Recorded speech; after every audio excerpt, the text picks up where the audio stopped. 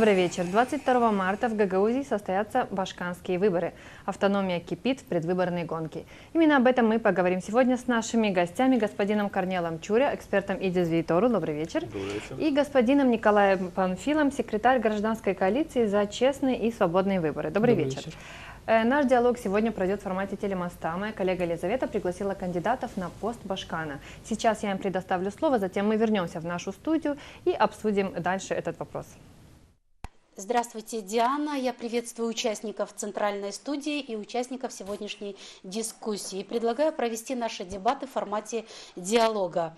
В сегодняшних наших дебатах примут участие в Камрадской студии пока у нас один кандидат. Я его представлю. Илья Ильич Анастасов, независимый кандидат в башканы Гагаузии.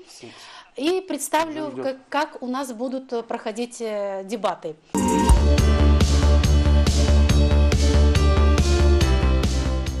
Я хочу вначале представить еще одного кандидата. К нам подошел Леонид Федорович Добров, независимый кандидат в башканы Гагаузии. Здравствуйте, Леонид Федорович. Дело в том, что это последняя неделя предвыборной кампании, и наши кандидаты, они участвуют кто на телевидении, кто на радио, поэтому Леонид Федорович опоздал на нашу программу.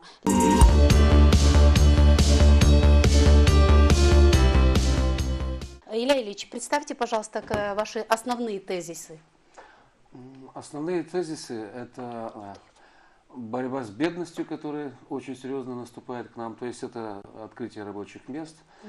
Я вижу решение этого вопроса в децентрализации, потому что у нас очень сильно централизовано, и к человеку, который решает эти вопросы, практически почти невозможно достучаться. Леонид Федорович, скажите о ваших тезисах, вашей программы основных.